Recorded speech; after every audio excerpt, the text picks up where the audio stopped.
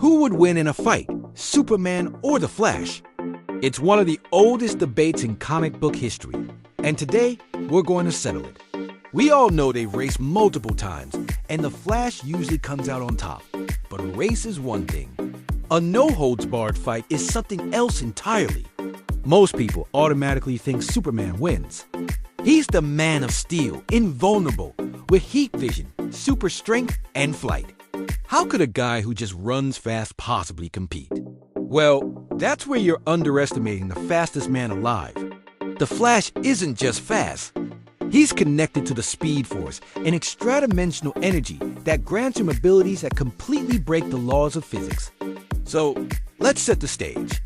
We're talking about the post-crisis, mainstream comic book versions of both characters at their peak.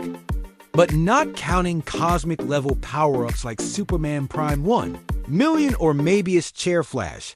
This is Clark Kent versus Barry Allen or Wally West. The core question is this: can Superman's raw power overcome the Flash's reality-bending speed? Superman is absurdly fast. He can fly from the Earth to the Sun in minutes, which is many times the speed of light. He's reacted to things in nanoseconds, and even picoseconds. He's kept up with the Flash in their races, and can precede the world in slow motion just like a speedster. Some of his feats are described as immeasurable or incalculable speed. So, the idea that Flash can just run circles around a stationary Superman is wrong. Superman can track him, he can see him, and he can definitely react to him. If this were a simple contest of speed and strength, Superman might have a clear advantage. He can hit with planetary force, survive supernovas, and his durability is legendary. If he lands one solid punch on the Flash, it's game over. There's no question about that. The problem for Superman is landing that punch. This is where the Speed Force hacks comes into play. The Flash's abilities go way beyond just running. His most devastating offensive weapon is the infinite mass punch. By approaching the speed of light, an object's mass increases infinitely. The Flash can weaponize this principle. He can run near light speed and deliver a punch with the kinetic energy of a white dwarf star. He once hit a white Martian with a punch like this and sent him flying from Earth all the way to the sun. One punch. Could Superman survive that? Maybe. He's taken incredible hits before, but it would be one of the most powerful blows he's ever faced, and it would definitely leave a mark, if not knock him out completely. By vibrating his molecules at the right frequency, he can pass through solid objects. This isn't just for running through walls. He can selectively phase parts of his body. He could literally phase his hand through Superman's chest and then re-solidify it. Or even more terrifying, he could vibrate his hand and shred Superman's internal organs on a molecular level. Superman's external durability is legendary, but how does he defend against an attack from inside his own body? He can't. This is an instant win condition for the Flash. There's also the matter of speed stealing. The Flash can literally steal the kinetic energy from objects or people, effectively stopping them in their tracks. He could steal all of Superman's momentum, leaving him a living statue.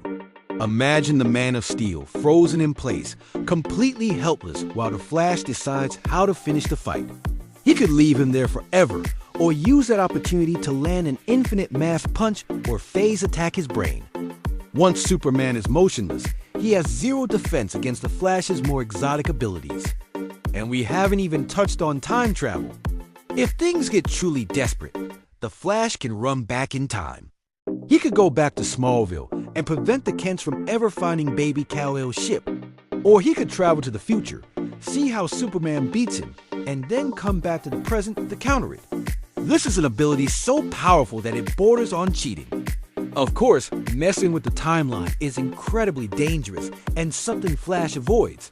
But in a life-or-death battle, it's an option on the table. So, how does this fight actually play out? The bell rings. And what happens? The fight would begin and end in less than a second.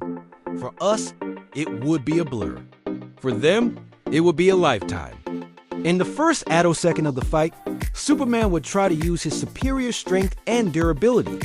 He might try a thunderclap to disorient Flash, or use his heat vision, which moves at the speed of light. But here's the problem. The Flash perceives events happening in femtoseconds or even attosecons. He has so much time to think and react that Superman's light-speed heat vision would seem like it is moving through molasses. Before the beams even leave Superman's eyes, Flash has already lived 1,000 lifetimes. He has already run through a dozen different strategies in his head. He could run to the other side of the planet, build a device to counter Superman, and run back before Superman even finishes blinking. The common argument for Superman is that he just needs to land one hit, or that he could fly into space and destroy the planet, which Flash can't survive. But that's not Superman's character. He wouldn't risk destroying Earth to win a fight. So we're left with a ground battle. And in that battle, the question isn't, can Superman hit the Flash? The question is, can Superman survive the first attosecond of the fight? Because in that first instant, the Flash has a multitude of ways to end it instantly and irrevocably. He can steal Superman's speed, leaving him a statue. He can hit him with an infinite mass punch that could shatter continents.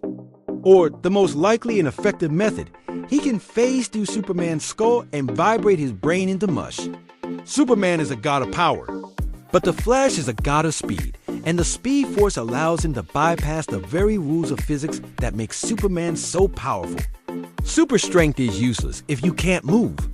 In the end, Superman's power is immense, but it's finite and bound by physical laws. The Flash's power, granted by the Speed Force, is conceptual. It's a cheat code for reality itself. So, while our hearts might root for the Man of Steel, the cold, hard facts of their powers lead to one conclusion.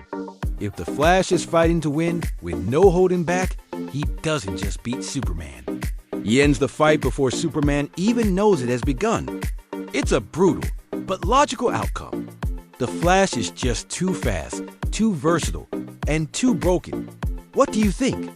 Did I miss a key Superman feat that would let him counter the Speed Force? Let me know your thoughts in the comments below.